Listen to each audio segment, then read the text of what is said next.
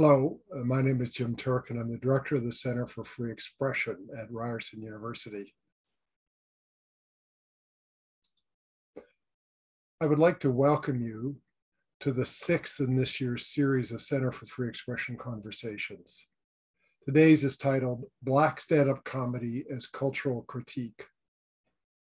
I want to begin, however, by acknowledging that the land on which I'm speaking to you today is the traditional territory of many nations, including the Mississaugas of the Credit, the Anishinaabeg, the Chippewa, the Haudenosaunee, and the Wendat peoples, and is now home to many diverse First Nations, Inuit, and Métis.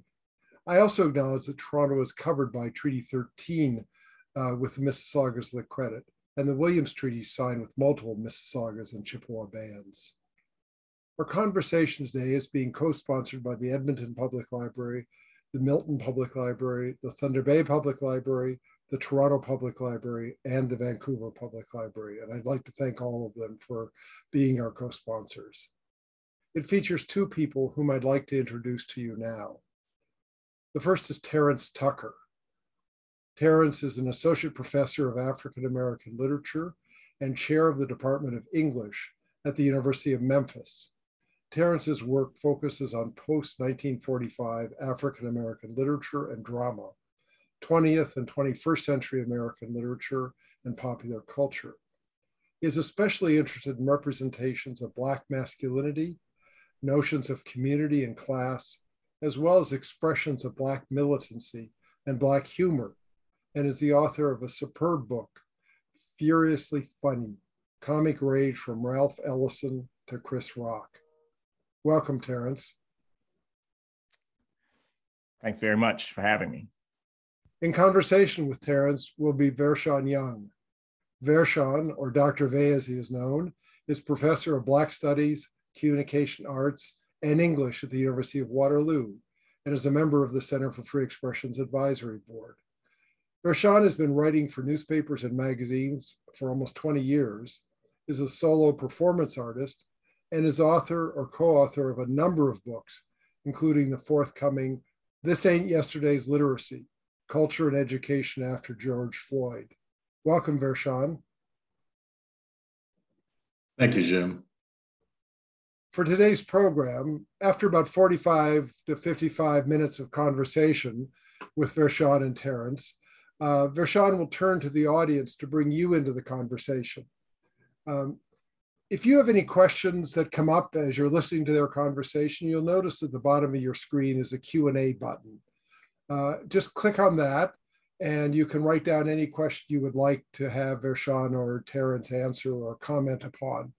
So as I said, at 45 to 55 minutes into the conversation, Vershawn will turn to Ange Holmes, who's the center's coordinator, to share the first question that's come forward, and we'll carry on for the remaining of the time in response to your questions. So please don't wait till we get to the question period, but just as questions come up, write them down.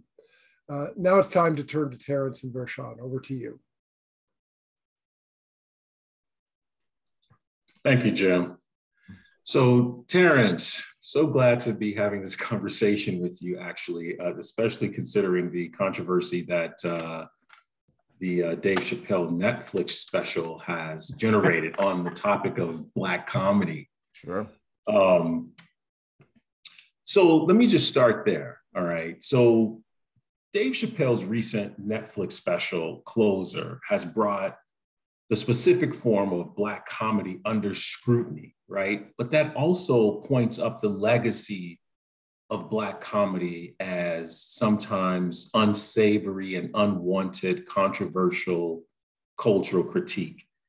I consider you the expert, Terence, since you've actually written a book on being furiously funny, taking in comedians as well as literary and cultural figures. And I want to get your perspective on this first to sort of help lay the groundwork for me and those who are listening in. What is that history of Black stand-up comedy as cultural critique that leads us up to this sort of controversial moment with Dave Chappelle? Well, I just want to say, thanks for that question, Vershawn. I just want to say thanks to Thanks to everybody for inviting me to be a part of this conversation. I think it's a really exciting opportunity for us to talk about, obviously, a topic that I care a lot about. And so I just want to say thanks to you, Vershawn, and thanks to Jim, Ange, and everybody else for letting me sit in. I think that the first thing we have to recognize is that Black comedy has always been something that has been seen as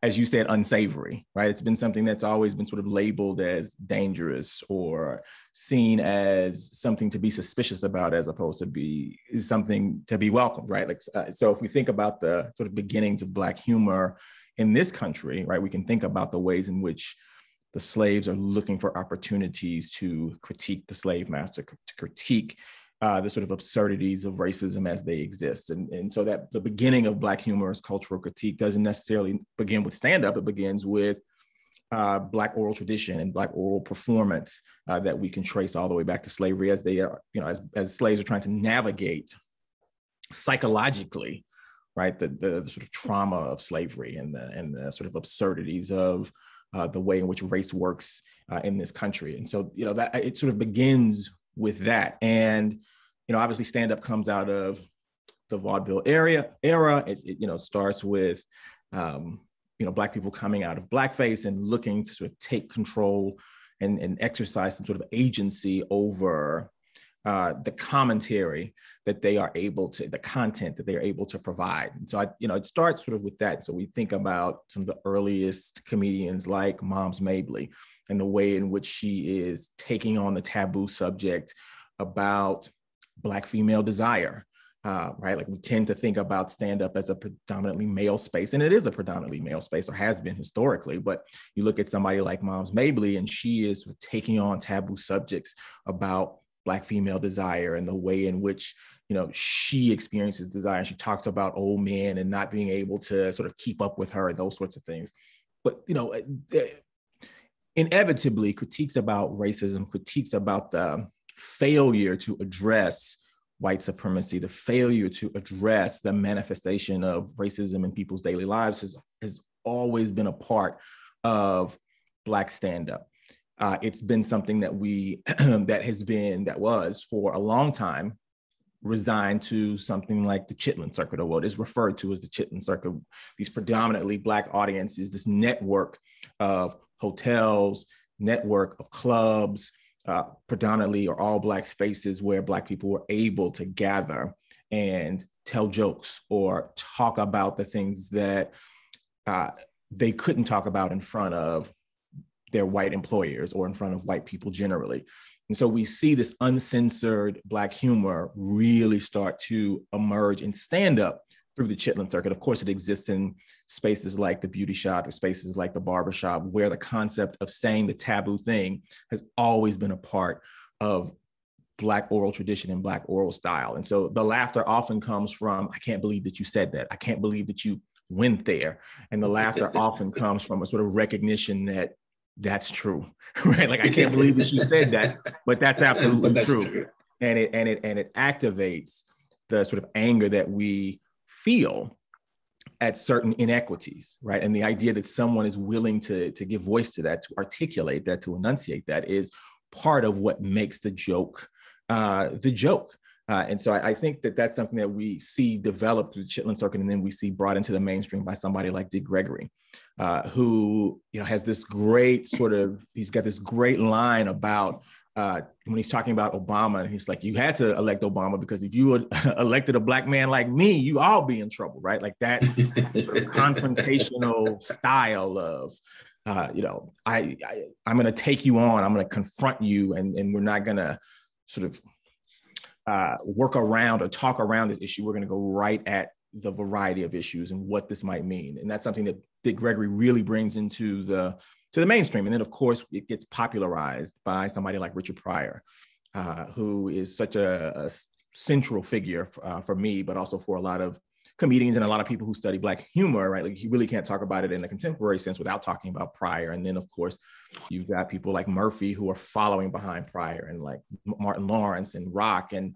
even Chappelle. And I would say even somebody like Whoopi Goldberg, who I think gets overlooked a lot, but Goldberg is someone who's clearly building off what Pryor is doing, even as she's also pulling from Moms Mabley's tradition about Black women in comedy and the way in which they are sort of inverting the gender dynamics and making critiques about gender within the Black community. And so I think that she often gets overlooked, but it also brings up the point that the importance of stand-up specifically as a form, as opposed to, say, television, right? Which can be edited, which always has to sort of concern itself with censors, always has to worry about the popularity and what the Nielsen ratings are or whatever else.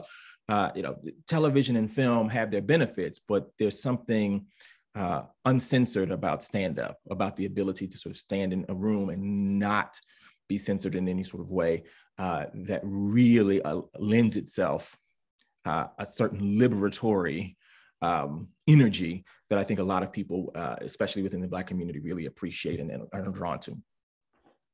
Terrence, you have opened up a lot for us to sort of unpack and talk about.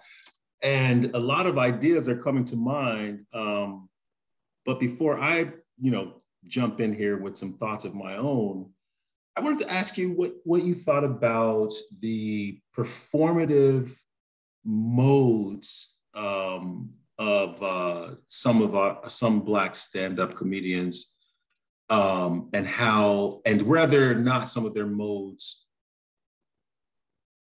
try to make their commentary or their critique in their jokes more palatable to a white mainstream audience, for instance, or even a general mainstream audience. So you know more than me. I'm going to ask you about, like, Moms Mabley, for instance. You brought her up. Mm-hmm. Now we know she's early, and we know,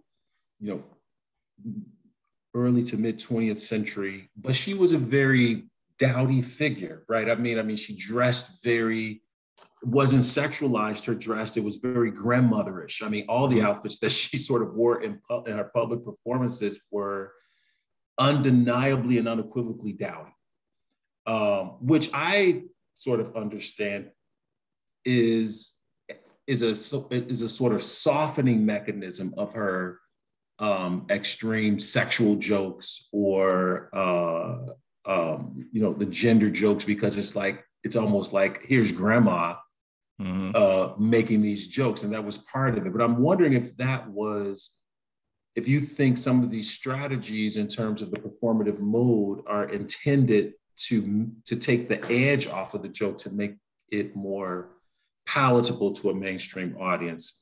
I haven't read enough about Moms Mabley to know whether that was her MO, but of course that comes from recent conversations about at least Dave Chappelle's reasons for not, wearing a dress, for instance, in his comedy, which I hope to speak to more later. Sure. So I just wondering what your thoughts are about that. Well, I think that there's certainly some. I think that's just an extension of what we saw with the Black community sort of generally, right? And the need to sort of soften oneself when they are in specific spaces and to make themselves more palatable. And so I think that Moms, recognizes, and because if you look at photos of Moms outside of the stage, she looks very different than what she looks like when she's on stage. And so I think there is something sort of inherently palatable about the idea that she becomes the mom's character, even when she's not a grandmother, even when she's not someone who is old enough to be a grandmother. Like, she starts with that act early on in her career. And I think it's because she recognizes that this performance of a particular character is going to allow her a certain latitude. The idea of the grandmother, the woman who has had experiences, is able to make certain critiques that, say, a younger woman who is dressed more provocatively is not going to be able to make. And some of that has a lot to do with the way in which the sort of inherent maleness of stand-up, at least historically. So I think that has a lot to do with it. Certainly, if you look at Dick Gregory, you look at his earlier work, he's coming on stage with the suit and the tie and looking very professional. That allows him to make these critiques about racism, these critiques about integration in a way that does make him sort of more palatable. But I think I would say that by contrast, I think on the Chitlin Circuit, you have something completely different. And so when I look at pictures of Red Fox, for example. He's got the flashy suit, he's got the gold chain, right? Like this is not Sanford and Son Red Fox. It's like Red Fox. He's got the butterfly collar, right? Like he is not concerned about what you think about his respectability at all. Like he's here to tell jokes. You see the same thing with Rudy Ray Moore, also known as Dolomite, when he is in the clubs, like the way he's dressing, and he is extremely raw in the joke. Like he is not interested in the way that he looks. His comedy, his dress is as uncensored as his comedy. We see that. Paul Mooney's the same way, right? But when you say uncensored, uncensored is not a, uncensored means in this context, the dress is very fly in a Black cultural sense. Like, yes. So, like Red Fox, like we understand, Black people understood Red Fox with his hats and his flashy suits to be like at the creme de la creme of like Black style, right? Mm-hmm. That is not recognized in mainstream culture with the colors and the fabrics and everything like that. Mm-hmm. That's what we mean, right? When you say uncensored. Absolutely. Yeah. Absolutely. And there's a very clear understanding of this is the audience that I am interested in, as opposed to any audiences outside of this. And I find that to be the most interesting forms of Black humor, right? Like the one that is very clearly tailored towards a Black audience. And even when there are white people who are laughing at the jokes, even Will Smith always talked about the notion of the perfect joke, right? Where you tell a joke and the white audience and the Black audience laugh at the same time, but for completely different reasons, right? Like I think that a lot of humor from the Chitlin Circuit really is about centering the Black audience, and Black audience experience is at the center of the comedy.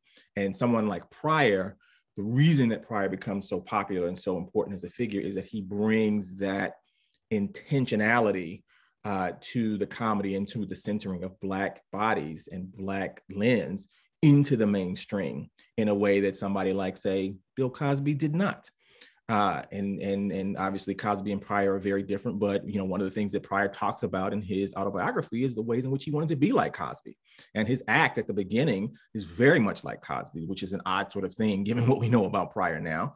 But his desire to sort of move away from that and to pull those moments of being uncensored, those moments of centering Black voices and Black lenses in a mainstream context is one of the things that makes him a sort of revolutionary character. And I'd say as it relates to dress, one of the things that we started to see after Pryor are the ways in which dress sort of shifts as a way to demonstrate the confrontational nature of the comic. And so when we think about Eddie Murphy and the leather that he's wearing in the 80s, right? Like the notion of, I can't believe you have this on. Like there aren't suits. And kept wearing it, right? Leather. I mean, first it was the red suit, then it was the blue suit. Exactly. I mean, exactly. And he's like, look, I am a rock star. Like it's not, right. I'm a comic. I'm here to tell you these nice jokes and setups or whatever else. No, I'm a star. I'm here to tell you the joke, right? You look at Chris Rock in something like Bigger and Blacker, and even in his stuff, like he's got the all black with the leather, and he'll wear the suit, but it's very clear the way he sort of paces back to front, right? There's an aggression that he is interested in as opposed to a timidity. And Chris Rock? Yeah, with Rock in particular. Because Murphy did the same thing in those episodes in the 80s. It was a back and forth sort of thing all the time. I think that has a lot. I mean, it has a lot to do with a couple of things, right? So it goes to, Rock will tell you that Murphy is the guy who got him his start, that made him famous, that put him in one of the Beverly Hills Cops movies. And so he's going in looking at Murphy and really trying to replicate some of what Murphy is doing.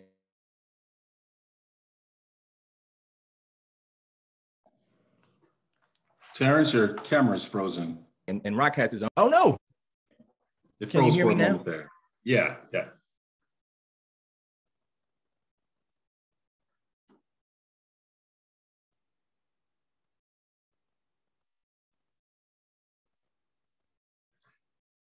I think we're going to have to get Terrence's camera. Okay. All right. There you go. Okay. So I was just saying, I was talking about the influence of hip hop on comedy, that that sort of aggression, that back and forth, that pain is something that we see Murphy pulling from, but also Rock. But even a lot of the comedians that come out of Def Comedy Jam are also pulling from that aesthetic in a way that we hadn't seen before. So I would say that the dress becomes part of that. Instead of being something that makes one more palatable, it's one that signals the confrontational nature of the comedy that you're going to see. And so Rock, from its titles, you sort of know, Bring the Pain, Bigger and Blacker, Kill the Messenger, right? Like these are all confrontational titles. When Chappelle says in his Netflix shows, you clicked on this, you know what's going to happen, right? Like these are all confrontational moves. Right? Like you clicked on this, you knew what was going to happen. You knew what was going to happen. You clicked on my face. And so you knew what was going to happen, right? Like that sort of confrontational style is something that we see very clearly shift after Pryor, right? Like even if we go back to Eddie Murphy, when he talks about when Eddie Murphy Raw, well, that signals you are about to witness something that is going to be totally uncut. And so you better be ready. Right. Otherwise, Right. This is what you get. Man, look, so when we get to this sort of point, to these comments, to these ideas that you clicked on this, or people making a choice, having to make a choice to go to the movie theater, for instance, to see Raw or see it at that time on the burgeoning cable networks. What is being communicated by this idea of choice, that you clicked on it, you chose to watch the Netflix special Closer by Dave Chappelle, or even as early as Eddie Murphy and Raw. First there was a series of those, right? So you knew the first one was uncut. Yeah, and he came back in a tighter suit on the next one. And so you had to go, you made a choice. What is there about these Black comedians saying, indicating there's a choice that you're making to come hear me? And in that choice that you're making to come hear me is a choice to deal with the commentary that I am making in my stand-up, right? So you have an option to either not come or to come. You have an option to click or to not click. And if you click, that comes with a certain amount of responsibility to sit with and deal with the Black social and cultural critique that I'm delivering, right? I'm thinking about this in particular in relation to the recent Closer special, because Chappelle is very clear at the beginning of that special that this is about Black anti-racism. He's extremely clear about that. And his audience is a Detroit audience, right? And he announces that. And when the camera spans to the audience is predominantly Black. Mm-hmm. Detroit is known as a historically and predominantly Black city, and from which we get Motown, et cetera. I just wonder what you think about this thing, for lack of a better term, that people, white people, Black people, trans people, gay people, all these people are making a choice to be entertained or to sit in front of these comedians. And does that choice bring a responsibility to deal with the social critique? I think that it does. And I think the reason that you see a lot of comedians, especially contemporary comedians, making this sort of move is because they recognize and they want to signal to their audiences, you are about to experience something different from what you may know me from. And so if you're going to watch Raw, this is not going to be the same thing that you saw at SNL. And so you need to be ready. Not buckwheat. This is not buckwheat. It's not Velvet Jones. This is not James Brown. This is not what you're about to watch. You're about to watch something else, right? And so even they, I think, recognize that there are other spaces where they are made more palatable, right? Where they're edited, where they're censored, where the edges are sort of dulled down. But this particular space That's not going to happen. And so you need to know that going in. And I think that we see that with, Rock is the same way, right? Like he's signaling, this is not going to be the Rock from SNL, where he was hanging out with Adam Sandler and, all that whole like generation that he comes up with at SNL in the late 80s. And this is not that. This is something else. I think his first HBO special is Born Suspect. Like that from the beginning, he's letting you know, I'm about to make a racial critique, right? The notion that I am born, right, and marked from the beginning, right? The idea of bringing the pain and killing the messenger. I'm telling you these jokes. Don't be mad at me. I'm telling you the jokes. And so from the beginning, that's a signal. I am going to do something or say something that is uncensored. So if you come into this space, you shouldn't be surprised if you hear something that is going to want to make you kill the messenger, right? Like this is part of what the act is. And I think for Chappelle, I think that he's, especially in the Netflix special, specials in particular, because I think we have to look at them as a whole, especially the last two. I agree. Yeah. The Netflix specials of Dave Chappelle, you have to look at as a whole. And in particular, because in this most recent one, in The Closer, he references all of them. Absolutely. Right? And jokes in them. So in order to understand that routine in its entirety, you have to be able to reference those previous ones. Absolutely. And I think the intent, to my mind, is about not destroying, but distinguishing himself from Chappelle's show, right? Because I think that even though Chappelle's show was on Comedy Central, and there's no way they could have done Chappelle's show on NBC, CBS, or ABC, even now, even within Comedy Central, I think that he came to realize that there was a censoring taking place, or at least a reception of Chappelle's show that he had not intended, right? And so much of what he's doing in Chappelle's show is also about anti-Black racism in the way that you're suggesting, but it lands differently. And I think this is and Chappelle is very open about this, that he has a moment when he realizes that his white audiences aren't receiving Chappelle's show in the way that he's intending. And so he talks about that moment with the blackface fairy or whatever, where he thinks, oh, I hear this white person who is laughing and they're not laughing with me. They don't get the critique. They're laughing at me. And so now I'm going down the same rabbit hole that I've seen other people, other Black comedians, other Black artists, where they are merely forms of entertainment and the critique is not being picked up. And so I think one of the reasons that the Netflix specials are so important is because of the distinction that he is making between what we see in Chappelle's show and what he is interested in seeing. And I think that if you look at his earlier stand-up, he's not as explicit in his racial critiques and his anti-Black racism critiques as he is in the Netflix specials, right? Like he does more subtle jokes, right? Where he makes certain points, but he doesn't come with the sort of directness and explicitness that he does in the Netflix special. And it seems to me that if we think about them as a whole, we see him making a clear break from that sort of that stoner-esque hanging out, like telling jokes type of Dave Chappelle. We see a Dave Chappelle who is much more intentional about what he's after and what he wants to talk about. And again, I mean, if you think about titles, the penultimate Netflix show is Sticks and Stones, right? And so he's already saying, like, clearly you all are responding to me. I'm going to start responding to you. I'm going to make certain critiques. And then The Closer is in some ways a response to Sticks and Stones, right? He comes back, he doubles down and he says, this is what I want to talk about. Clearly you didn't understand me the last time. And so let me say why I'm doing, and this is why the references are so important, right? To your point, right? He references all the other shows to say, this was the point the entire time.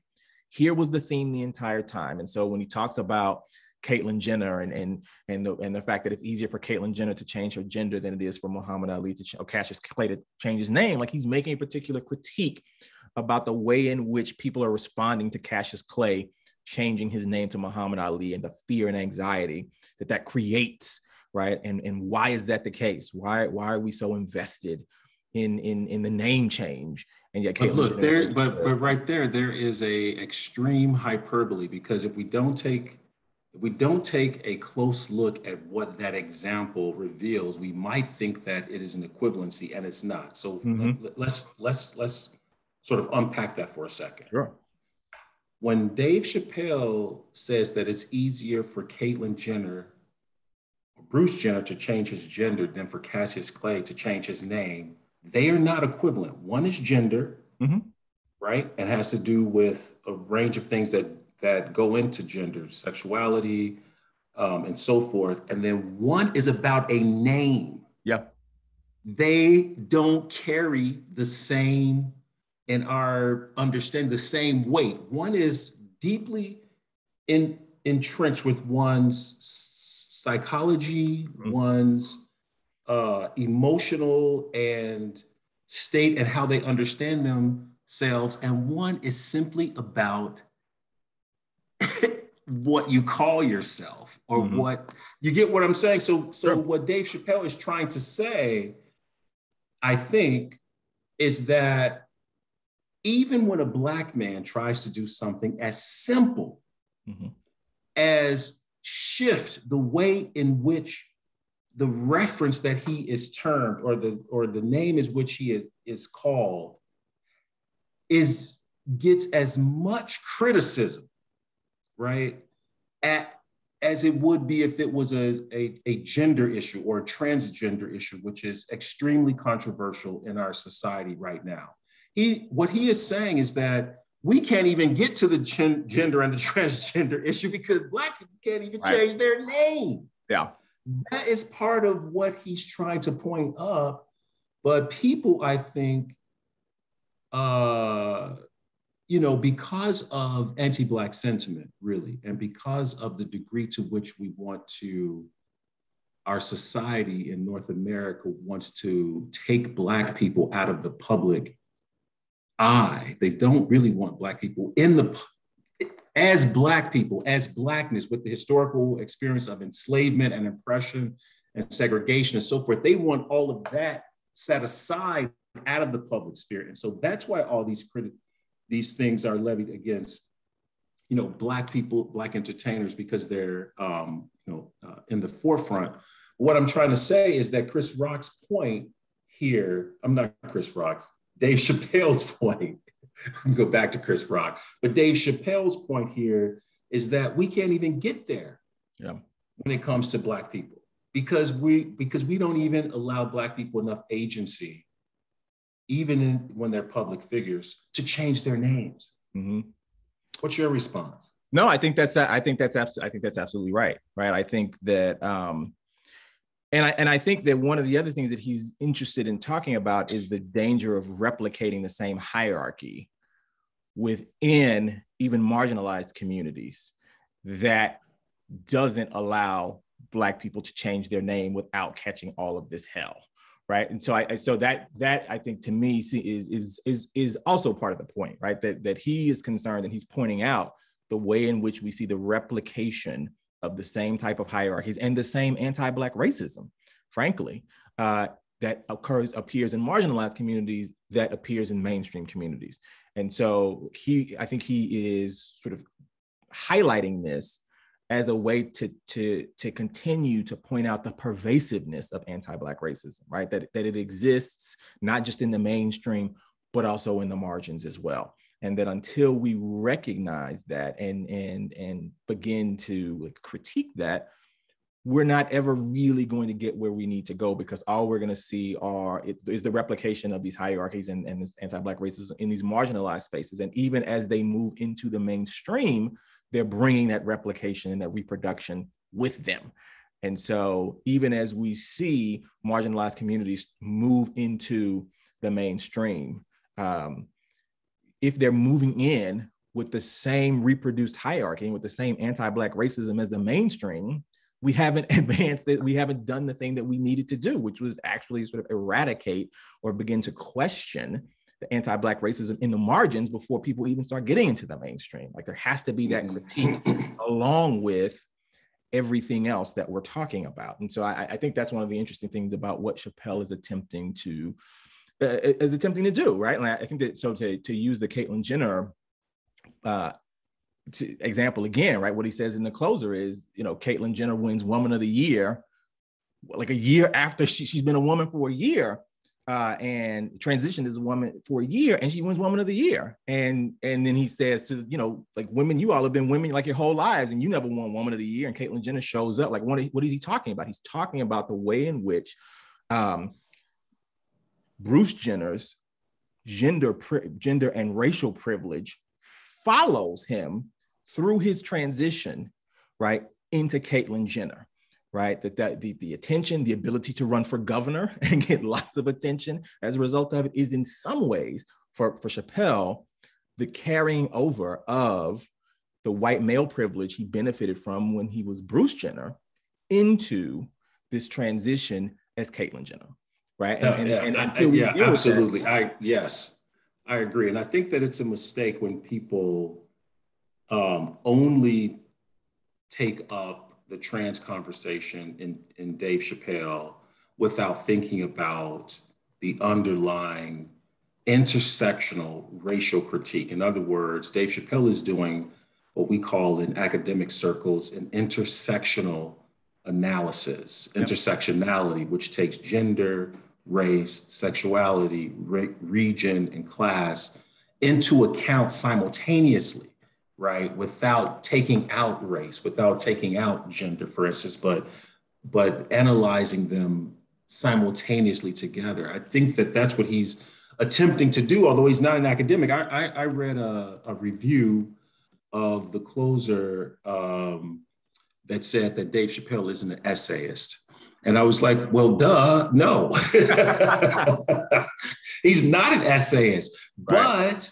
But we have long held in our society comedians, poets, and people in creative realms as being the most suited for making cultural critique. I can't remember, you might remember more than me. We're both English majors and studied early American and British literature. But there was a statement by one of the early American writers that said, the poet is the true statesman. I can't remember exactly which person said that, but it always stuck with me that those of us or those people in creative realms are the ones who are most free to make political and social commentary that speaks to the people.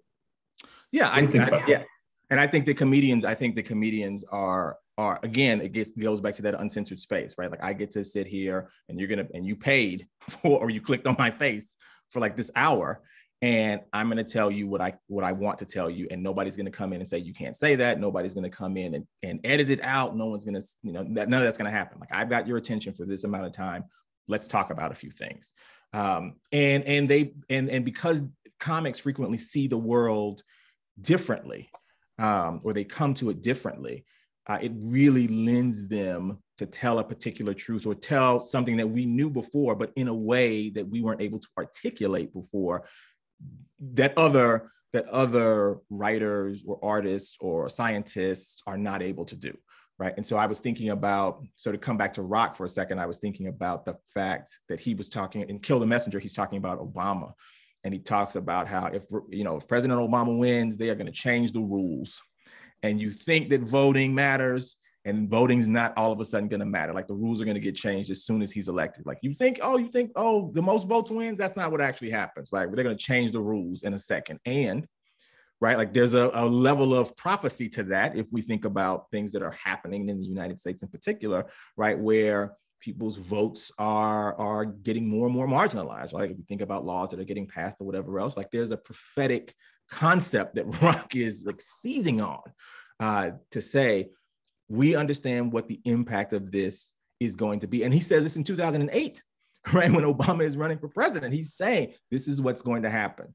And 13 years later, we see that Rock had it the whole time, and we just didn't recognize it, right? And that's something that you see comedians do consistently, is to be able to see the world in a certain way and to articulate that in a way that we often are unable to do in other spaces. And that's one of the reasons, again, that we're sort of drawn to them, because we might know a thing intuitively, or we might feel or have an experience, but we're unable to articulate that. And comedians are able to articulate that in such a way that it draws that laughter out of us because we recognize the truth in it, because we recognize I have felt this way and I understand the anger that you are articulating because I felt that myself.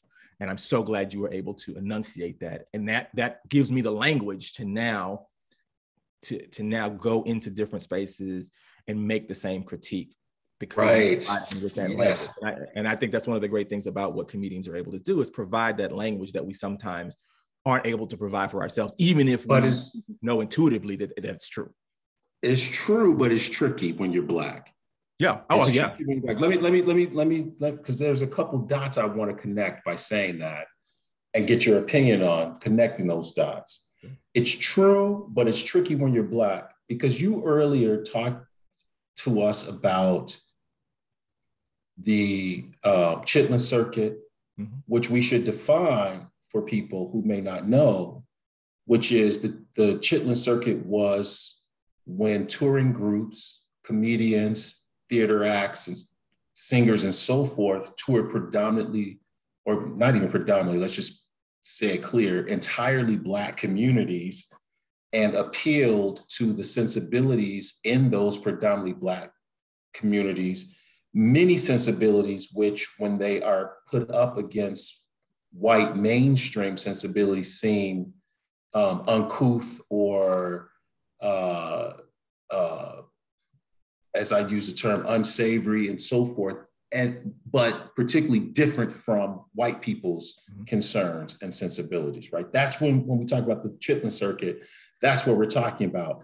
And it is, the Chitlin Circuit came about as a fact of segregation, as a fact of enslavement, as a fact of Black people being separated out of a society in which they were already fully a part of, having built, having contributed to, having influenced and so forth, but having been segregated, right? These artists then traveled to these particularly Black communities because that's where they were allowed to perform, right? Even performers who were in the mainstream and allowed to perform before a white audience experienced extreme degradation, right? Having to go through the back, even though they were the headliner, having to go through the kitchen, right? Having to sleep in a segregated hotel or in horrible quarters, even though they were the star. That's how they were treated in the mainstream, but in the Chitlin Circuit, they were stars, right? They got the prime room, they got the prominence and so forth. And at the same time, they were able to speak, very clearly and forthright in their performances to the sensibilities of the audience. I was thinking of a term, a Black rhetorical term, when it comes to comedy and cultural critique in the Black community. The phrase, you cracking, but you facking. Yes. Have you heard that? I have. You cracking, which is a joke. You cracking jokes, but you facking. Yep. You making facts. You telling cultural critique. I mean, in Black rhetorical tradition, this is a term, you cracking, but you facking.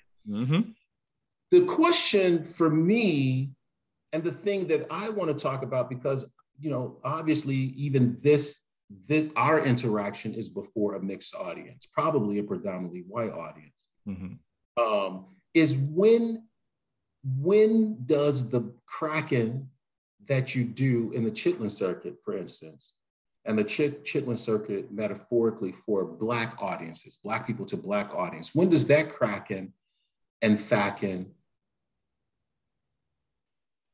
when can it be unequivocally presented to the mainstream, and how? Do you know what I mean? Yeah. In other words, our Black people, our Black performers, our Black comedians, and when are they allowed to be unequivocally explicit about the concerns of the Chitlin Circuit in the mainstream? I think that's an interesting question. I think, and so for me, this is where the cracking but facking is what I think about when I think about comic rage, right? When I think about the notion of being able to simultaneously express humor and anger or militancy at the same, in a set or in a novel or in a play or something like that, the ability for that simultaneous expression to I'm gonna truth tell, but I'm also gonna do it in this humorous way that doesn't attempt to make the critique more palatable. It's actually to activate the critique and to yes, but to create amongst the audience a recognition that, oh yes, we're there, right? Like, and so I think but that's Terrence, I don't want you to lose your thought, but this thing that you're saying is a difference between white audiences and Black audiences. Yes. That very thing that you just detailed. Let me posit it here. So in Black performative modes and culture, right, there is let's take the Aristotelian concept of catharsis, for instance. Mm-hmm. In Black culture, catharsis is delayed.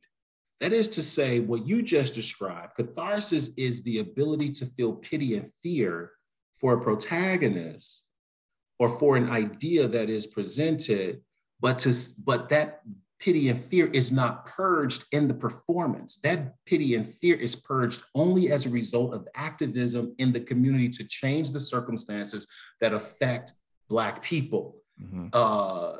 Like racist circumstances or circumstances that are unequal or unjust. On the other hand, for white audiences, catharsis is the purging of pity and fear at that moment in the routine. Yeah.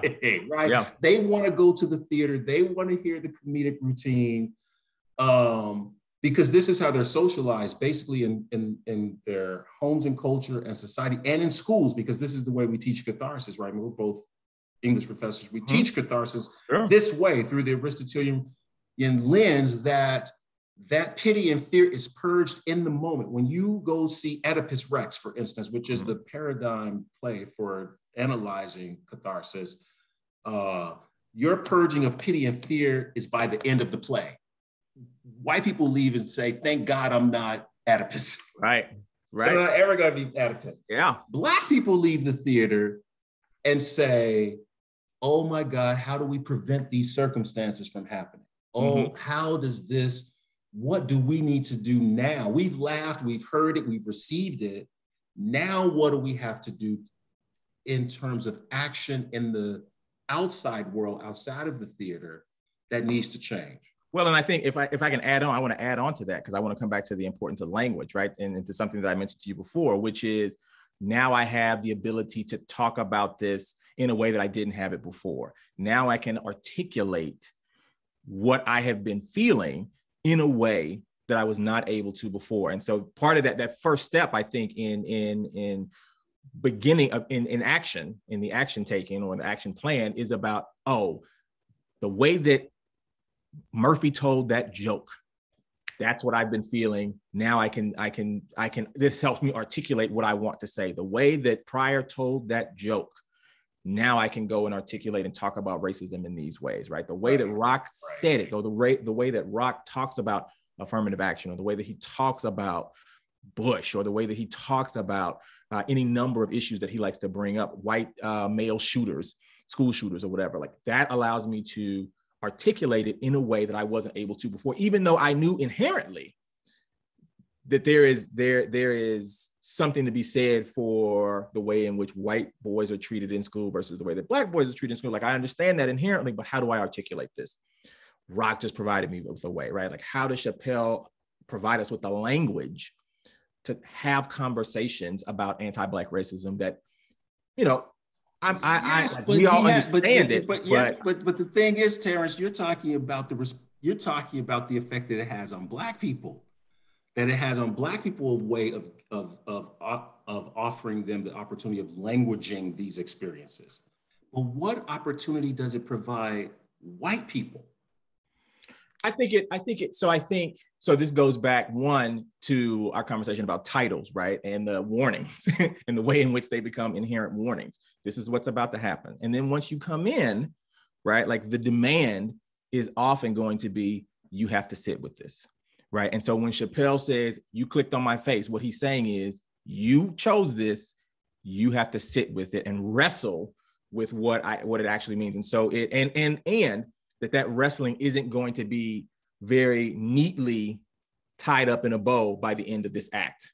That's not what's going to happen, right? Like the things that Chappelle is saying, the things that Rock is saying, or that Murphy is saying, or that Pryor is saying, these are not going to be easily wrapped up in a 30-minute sitcom special. That's not what's happening, right? And so if you take Chappelle's show, for example, some of the things that he does, there's that moment where one of his characters is like, this racism is killing me, right? Like, but he leaves it open-ended, right? Like he doesn't necessarily say, oh, everything is figured out now, right? He intentionally at certain moments is sort of leaving things open for us to wrestle with after it's over, as opposed to, the Cosby Show, right? Like where these things happen and they're very neatly wrapped up by the end of the 30 minutes, and then we can sort of go on. One of the things that we see a lot of comedians doing is saying, no, you're going to have to deal with this. To their white audiences in particular, is one, you signed up, you knew who I was, this is what's going to happen. You knew from the title, so you walked in anyway. So now we're going to give it to you unfettered, and you're going to have to wrestle with this, not just now, but when you leave here. And that, I think, is the opportunity that they're providing, right? To say, yes, and it also it's a challenge, I think, that they make to their audience. And it provides them with the same languaging opportunity. Mm-hmm. In other words, when you said earlier that the Black audience member can identify and say, now he's given me a language in order to words and has put it in an experiential way that now I can deal with it. He's providing that also to white audiences. Not that they're going to sit and step in the experience of the Black person, but what do they do on the receiving end, right? This isn't just in the theater. This isn't just in the, an audience in a comedy. There is a responsibility here from this experience. And now you are part of the discourse community. Absolutely. Don't think you're not a part of the discourse community. Don't think you're not a part of this conversation, because you have just gotten a primer from this show, and you have to be a part of it. This is why I think, Terrence, I'm going to say something that is, I know, controversial. Okay. But this is why I think critics of Dave Chappelle's recent closer missed the mark. I think they're not really paying attention to the underlying critique he's making about anti-Black sentiment and its pervasiveness in entertainment, and how it can become, how anti-Black sentiment can become everyday or routine or part of the normal. And the thing that he's trying to draw attention to. And most of the critics of his recent show are landing on a critique of transphobia, right? Yeah. Critiquing him as transphobic and saying that has a long-standing history in genderphobic comments. But when we put that in an intersectional lens, I think I think people have a responsibility of being interlocutors in the larger conversation, putting race as a part of all of these interlocking identities. What I wanted to do, Terrence, if it's okay with you, is just play a short clip of a Black gay comedian who is analyzing Chris Rock's recent closer. I'm not going to play the whole thing, but just part of it. And then I hope that you and I and the audience can have a yak about it. Is that okay? Sure. That's great. I love it. All right.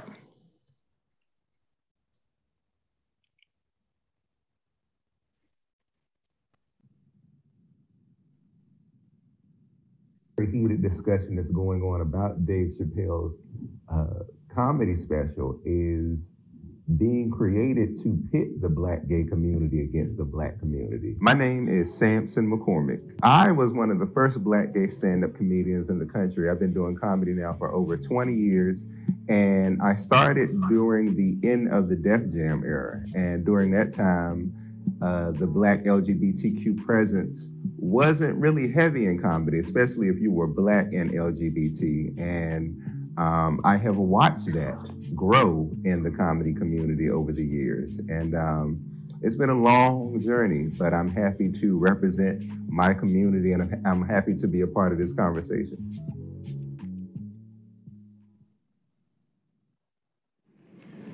And I want every member of that community to know that I come here tonight in peace. And I hope to negotiate the release of the baby. No, too late. He done If you listen closely to that clip, he was basically highlighting the differences in how Black folks receive justice or not versus how the gay community receives justice. And it's a very valid point. And again, if you look at it as a Black gay person, or even a Black trans person, but especially a Black gay person, you'll understand what the differences are and how we get justice, or how we are treated when it comes down to dealing with the different issues that we deal with. That's just real. This thing I'm describing is a major issue that I have with that community. Gay people are minorities until they need to be white again. He very explicitly was talking about gay white racism, which is real. And like I said, the fact that as a straight Black man, he's aware of the racism that exists in the gay community says a lot about what his intentions were when he was talking about those issues. Here's an example. I used to do comedy shows on a cruise ship, and the cruise ship was primarily gay white men. And they put me up on the top floor where all the rich gay folks were. They had folks who worked for C-SPAN up there and all these big corporations who paid the most money to get on the boat. So they put me on that floor because I was one of the entertainers. As a Black person walking down that corridor, they were disgusted. And it wasn't until after I did the shows that they started treating me better.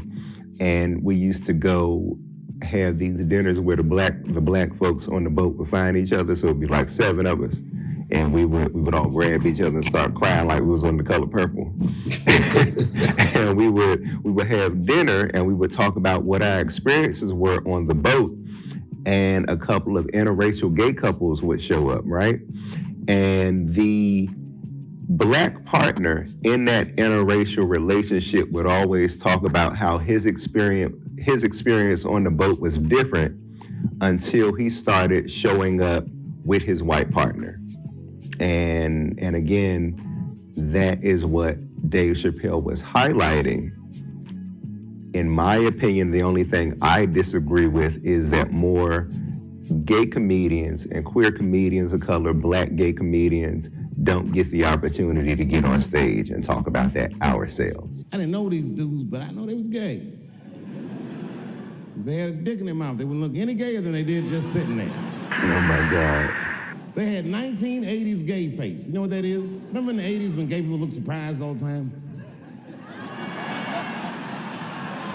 You know your uncle who be at the family cookouts and stuff like that loves your gay ass, but he says stuff like that, and he'll say stuff like that. It's ignorant, but you know that he loves you, and if anybody messes with you, he'd beat the hell out of them. But that's the way a lot of straight Black men talk and joke, especially in our community. So us in the Black gay community who are from around the way, like I'm from southeast of DC, we know this is just how Black men talk. And we know most of the time they don't mean any harm by it, but there's also a level of, there should just be a level of mutual respect, I think. And that's something that has worked for me, and I think a lot of times, even if you are offended by something like that in our community, if you go and say, hey, Unc, or whoever, I didn't like that, and you sit down and explain why, I've seen Black men listen. And if anything, I think that this current very heated discussion that's going on about Dave Chappelle's comedy special is... Our goal is to help people cook some of the best dishes possible. All right, Terrence, quick. What's your reaction? I think I really love the fact that they played the clip where Chappelle where he talks about how again, it goes back to the intersectionality, where the idea that I'm a part of a marginalized community until I need to, right, evoke that privilege, right? And so and that is and he says right after that, right, that this is what I want to talk about tonight. Like, this is the thing that I find disturbing, is the ability of white gay men in particular, I think is a particular target of Chappelle's, to on the one hand claim to be part of a minority or marginalized community, except when it benefits them, except when it comes to racial privilege. And so in the failure in Chappelle's mind about the failure to sort of critique that, or to say, here is where I need to examine my own privilege and talk about the ways in which I am privileged, as opposed to white lesbians, or as opposed to trans women or queer men or queer women, right? But in particular, and when you look at the end of the show, right, like, he's got a sign that says Black trans lives matter, right? And I think that really gets to a point that he wants to make. And so I thought the clip was really interesting, because I remember listening to reviews of The Closer, and one of the critiques of The Closer was that Chappelle is creating this dichotomy between the Black, for him, all marginalized communities are Black and all gay communities or queer communities are white, and that there's no space for Black LGBTQ communities. But I think that Chappelle sort of makes very clear that there is a space, and that what he is interested in is talking about the ways in which racial privilege is enacted even within the LGBTQ community, and that's something that he is, like, really invested in exploring, right? And so people can have certain responses to the show and feel like it was transphobic or homophobic, whatever else, but at a certain point, there has to be a reckoning with that part of the show, right? Like, the part where he talks about the way in which marginalized communities fail to make the type of intersectional analysis that you and I are talking about. At what point does that privilege allow certain members of the LGBTQ community, to replicate the hierarchy that we all see in the mainstream and that we all talk about in the mainstream, and when does it allow that not to occur, right? So I think that's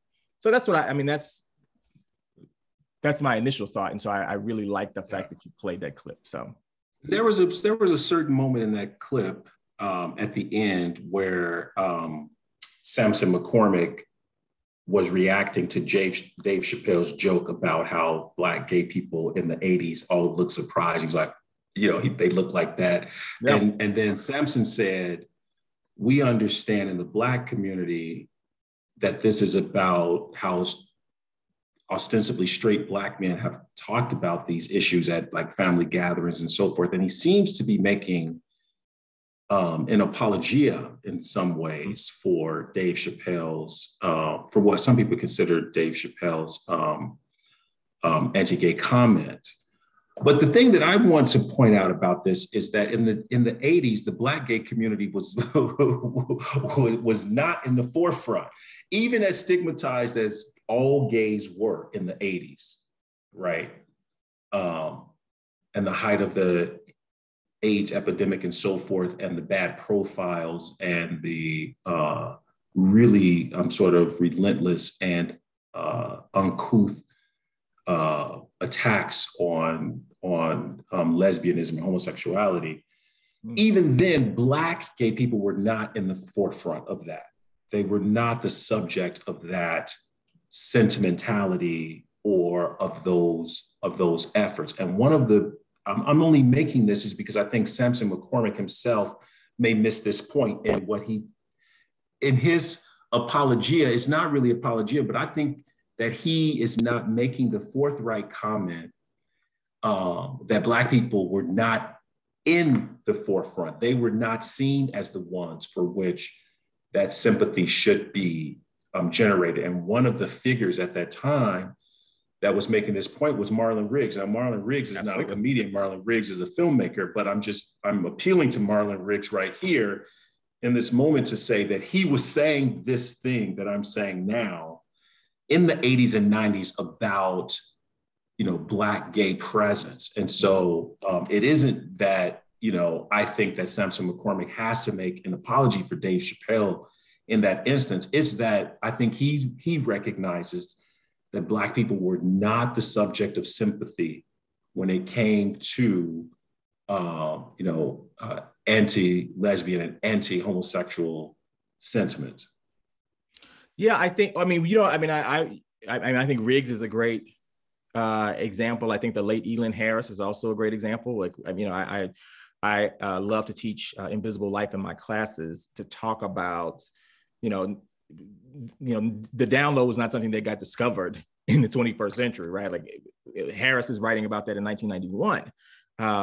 But even something like FX's Pose is an attempt to sort of recover operates from the logic that this is an experience that was completely ignored in the 1980s and 1990s. And that's one of the things that that Pose is attempting to recover. Now, we saw Marlon Riggs. We can talk about Paris is Burning, the film Paris is Burning. It's also recognizing that these experiences or the experiences of the Black LGBTQ community were absolutely not part of the conversation when we talk about the 80s and we talk about the 90s. Right. Yes. Riggs and Paris is Burning and Elin Harris attempting at that moment to foreground these experiences. But something like Pose is attempting, is operating from a logic that this is an experience that is completely underappreciated and completely ignored. And we can't move forward as a larger LGBTQ community until we talk about these particular experiences. And so when are we going to talk about those experiences and the racism that this community faced from the white LGBTQ community? So at a certain point, we have to reckon with that. And I think that Chappelle, and so this goes back to the point that we were talking about with regards to the language that the audience's experiences. I think that they experience those, they both have the same opportunity, but the opportunity is often issued as a challenge to the white community, as opposed to an attempt to help with the articulation for the Black community. So I think that the intent is different, right? Like the intent for the white audience member from the comedian is to say, I'm going to give you this language and challenge you to deal with this language and to deal with this content.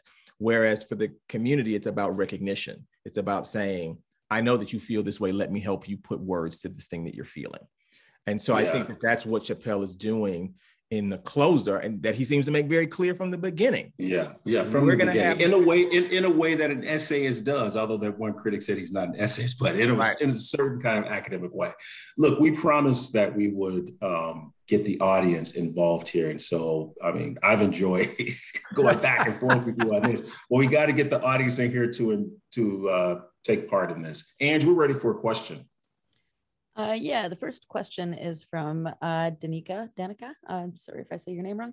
What do you think about the NPR critic accusing Dave Chappelle of using white privilege in the closer? To quote for context, too often in the closer, it just sounds like Chappelle is using white privilege to excuse his own homophobia and transphobia.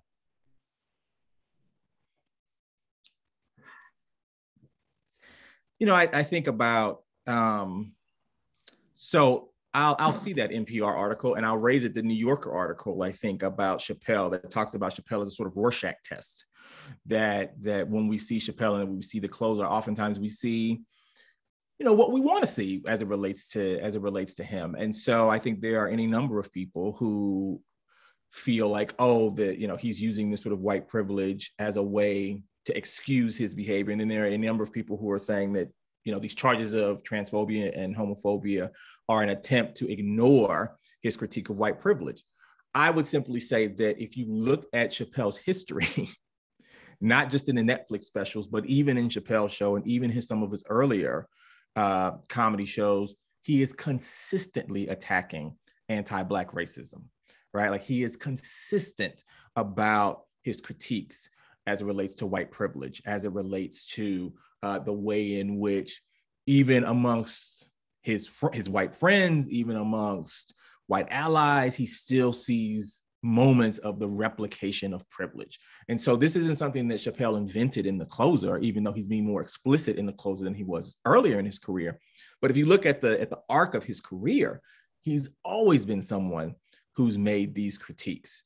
And all you have to do is go and, look at the show, like stop watching the Charlie Murphy True Hollywood Stories Chappelle show and go and look at some of the ways in which he is critiquing the way in which white privilege sort of plays itself out in people's sort of everyday experiences.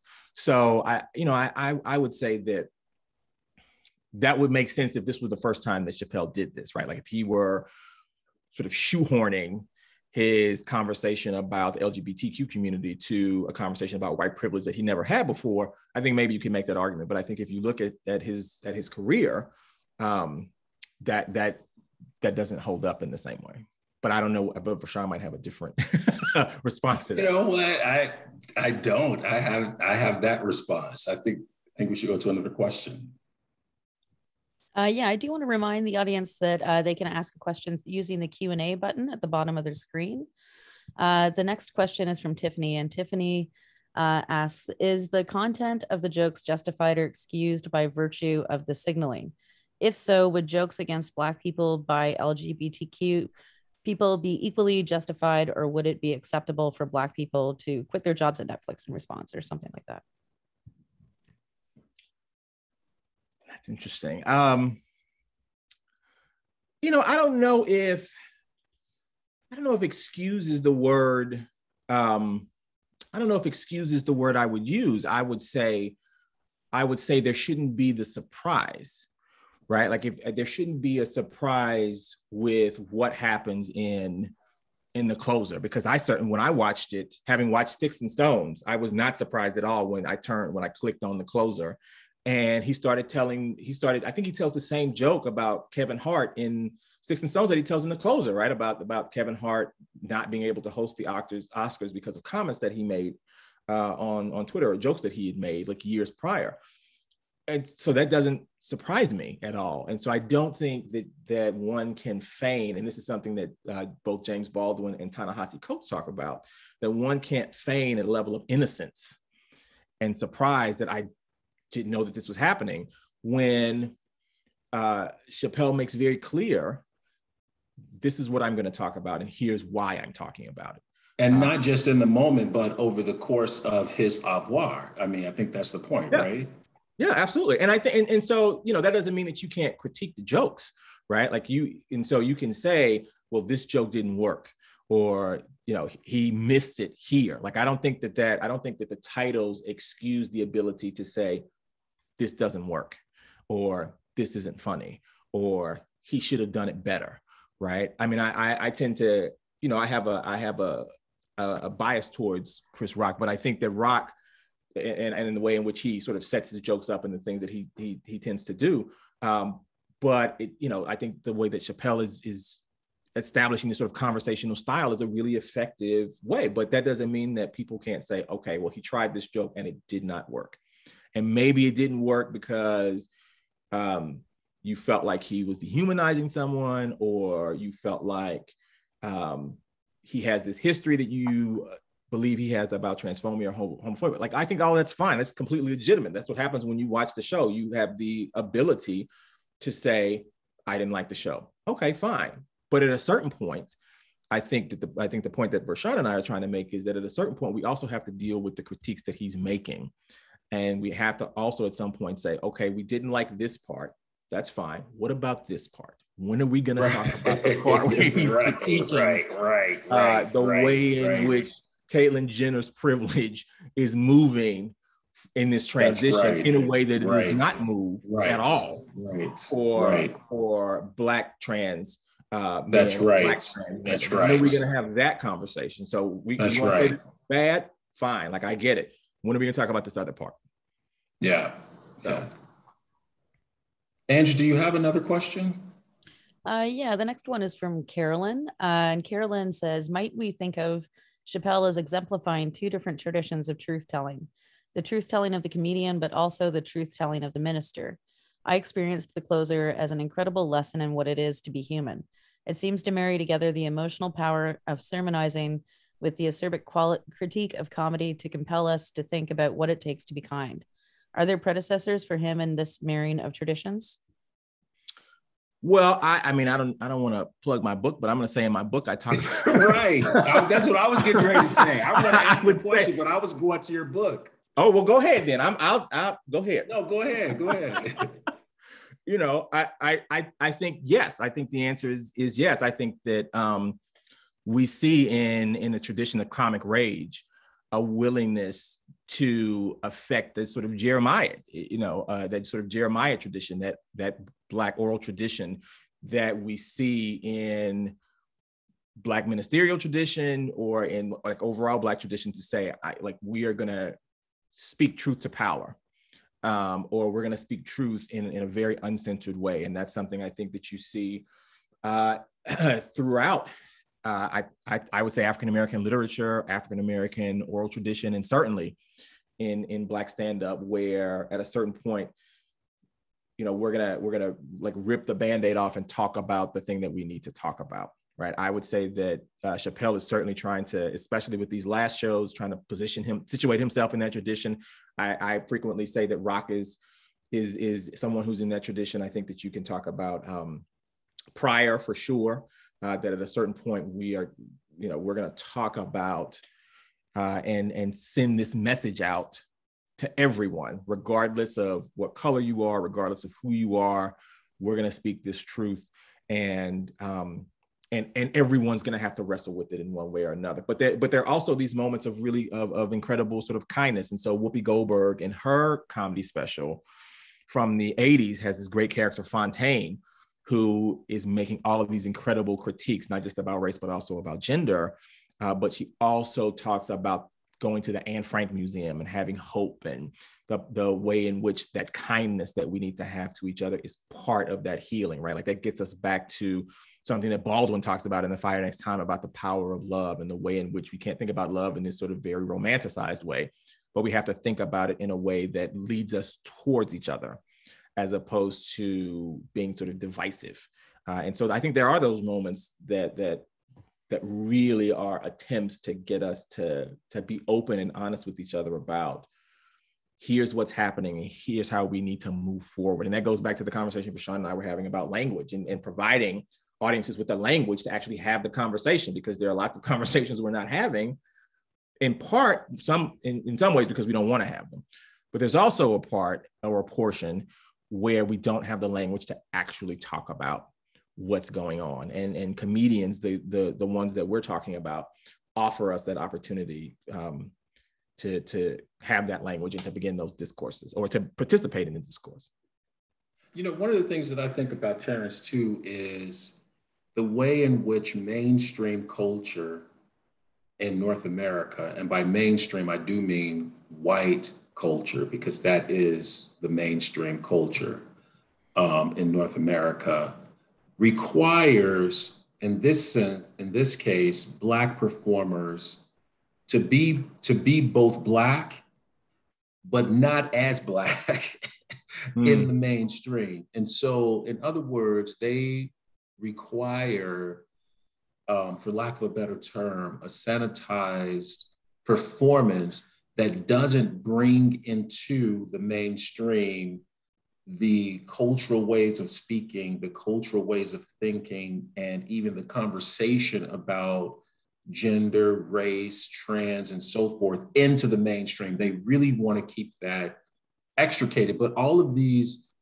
even what you were saying earlier, these performers that you listed, once they got their solo things, so for instance, like when you were talking about Eddie Murphy, for an example, and that when he was doing his comedy specials, it was going to be different from, the things that he was doing on SNL, which was sanitized and produced by white people, that he was going to be doing something different, at bringing in a specific kind of Black cultural language and perspective. And I think, in answer to the question as well, is that I think multiple and different audiences have to be attuned to just the Black languaging practices, the Black cultural perspectives that these performers are bringing in front of the mainstream and forcing them to deal with it, whether or not they are politically correct. They may be politically incorrect, but Black people sometimes are politically incorrect too. Yeah. And but in different ways from the mainstream society, and in ways that may have different ramifications or are the result of different circumstances. And so dealing with that, recognizing it and sitting with it is part of what these performers are asking. But in many ways, part of what I want to say this current controversy is an attempt for them to evade or to escape, to not deal with it, just to extricate these conversations from the public sphere. And I think some people are caught up in it in support of it because they also have not dealt with it or dealt with it. It's not a comfortable thing, but this is a part of what these entertainments do for us. They're not just for the sake of entertainment, they're for the sake of thought provocation about our human experience in society. Ange? Yeah, the next question, an attendee says, in legal frameworks, you can't go into a place that you know is offensive to you and then claim offense. How do we articulate to the consumer that the comedy show is an equal opportunity offensive space?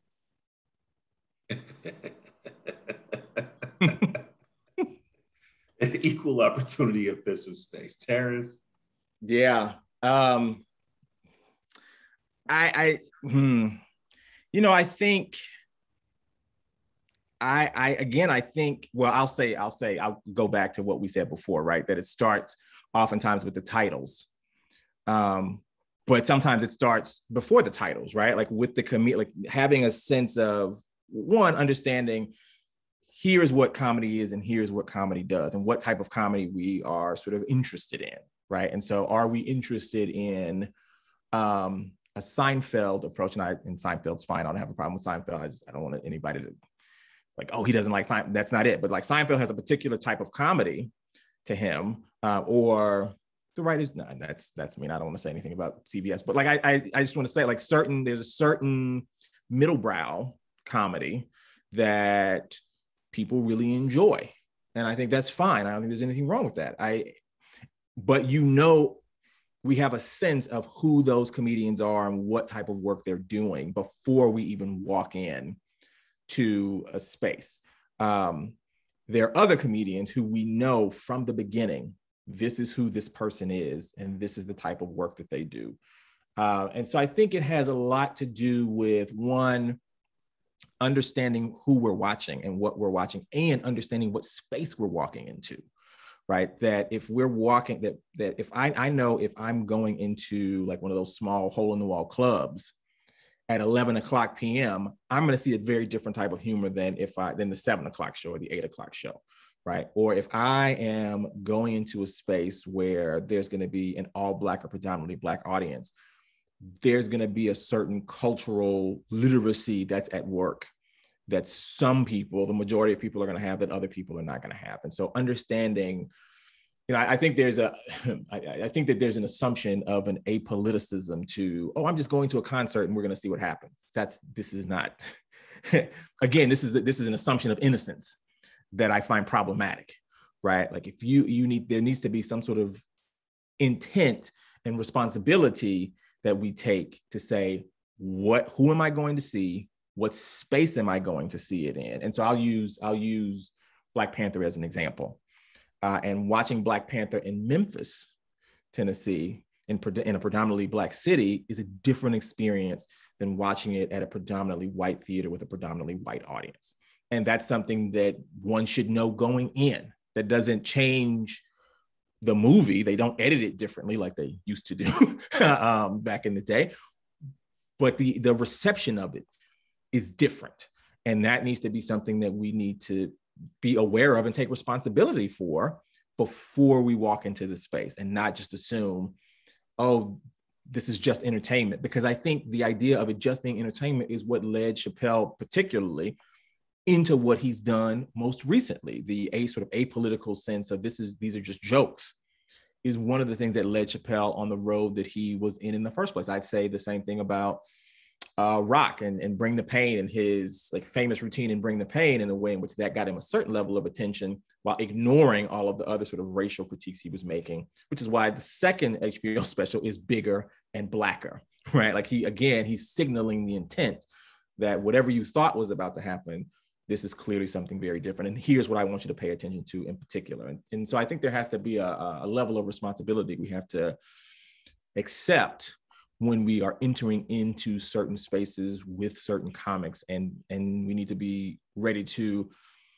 accept that not the consequences, but we need to again not assume a level of innocence. That's right. So I think that what is concomitant or integral to that assumption or cultivation of wrongful racial innocence is the cultivation of an inability to hear other groups, to hear and understand other cultures and other kinds of people who are living and existing as our neighbors and even in our own families and our workmates and so forth. That's what that wrongful cultivation of white racial innocence is. It is the failure to recognize and hear and make viable or recognize as viable Black cultural experiences largely writ. And that is how we change the attitude. It's not, this isn't, I respect the question, but if we wanted to talk about a legal framework, I don't know whether the person is a lawyer in Canada or the US, but in the US framework, this question comes out of the First Amendment. And when we talk about social values, in the US framework, the Supreme Court has said that those values are community specific. So when you want to look at if something is offensive to a community, the Supreme Court has said when we want to talk about censorship and so forth, we have to look at what the community deems as, whatever the particular community is, deems as appropriate or inappropriate. And then we go from there in terms of what we kind of allow. My point here is that we, even in communities where there are few Black people, we can no longer say that Black discourse and Black experience isn't pervasive in North America. It is. It sort of undergirds our cultures in these environments. And so we have to understand that Black cultural experiences are going to be a part of the discursive frameworks in entertainment, politics, education, and so forth. But there's still this push and pull or this struggle to recognize those cultural frameworks.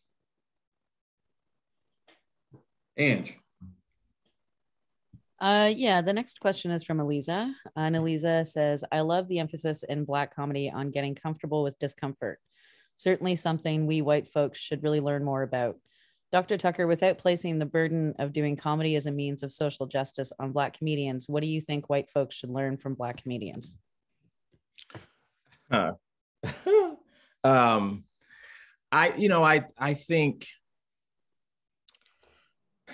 think one of the things that they should learn is about centering that specific lens, right? Centering the fact that when a Black comedian is up there talking particularly about race, that they're centering their own experiences and the experiences of their community, and that's something that we need to value first.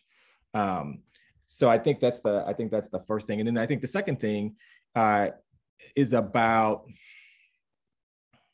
recognizing that comedians want to are interested in having that sort of back and forth conversation.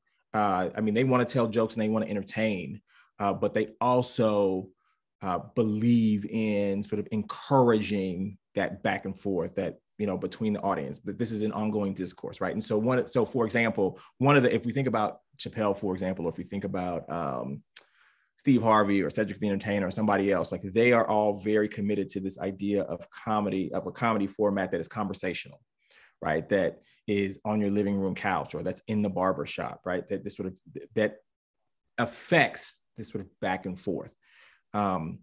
And what they want, especially from their Black audiences for sure, but certainly from their white audience, is it's time to participate in the conversation, right? That you can't just come and consume this entertainment and then go off and be done with it, that it's time to participate in the conversation, that there can't be merely, right, an apolitical witness. There has to be a moment where you begin the process of participating. And in order to participate, that means you have to reckon with the perspective and the experience that the comic is relating. But that the sitting on the sidelines isn't going to work, right? If you're going to participate in the couch conversation, you got to participate in the couch conversation, right? And that's part of what's going on, right? That's what that inclusiveness is really about. And we see moments where comedians specifically address white people or their white audiences. There's certain moments when Chappelle or Chris Rock will say, I want to say to the white people in the audience, or I want to say to the white people watching. That's an invitation, I think, to participate in the conversation and not just sort of sit back and like passively receive the joke work that is being prepared. It's about understanding that in a particular Black oral tradition, this call and response, this intimate relationship between the performer and the audience is part of what you need to participate in. That is part of how these conversations get worked through. And without that, we fall into old patterns that are problematic. And so I think that's it. One, it's about centering the perspective, and two, it's about participating and preparing yourself to participate in this conversation and not just witness it and say that you saw, to say that, oh, I saw Chappelle and it was great. But what does that mean? Now what? What do you have to say that's about right. it? That's the next part of what has to happen. Thank you, Terrence. I think now, since it's a little bit past our time, we better invite Jim back to give us some closing remarks. Well, I want to thank you for inviting me back. That was a terrific conversation. I just can't thank the two of you enough. I thought it was really engaging. I'm sorry, 90 minutes may seem like a long time at the outset. I wish we had a lot more time. We have many more questions I wish we could have gotten to, but the two of you were just terrific. So thank you both very much. And I'd like to thank the audience for their engagement and their questions and their interest in the conversation that we just had. I also would like to let you know that our next CFE event is a week from today. That's Tuesday, November 23rd at 4 p.m. Eastern Standard Time. And it's a very different conversation. It's going to be a panel discussing with the title, Your Truth, My Truth. Can journalism survive the merger of fact and experience? Our panelists are quite an interesting group. Esther Enken, who's the former ombudsperson for the CBC, Vivienne Fairbank, who's a Montreal-based writer and editor and formerly head of research at the Walrus, and David McKee, who's the deputy managing editor of the National Observer. So for more information about that event, as well as any of the previous events in our series or any of the upcoming events, or for videos of any of the past events, please do go to our website, which is cfe.ryerson.ca. And the video of today's conversation will be on our website, hopefully tomorrow afternoon. So if you have any friends or colleagues who you think might enjoy it, please draw their attention to it. Again, thank you for coming today. Goodbye.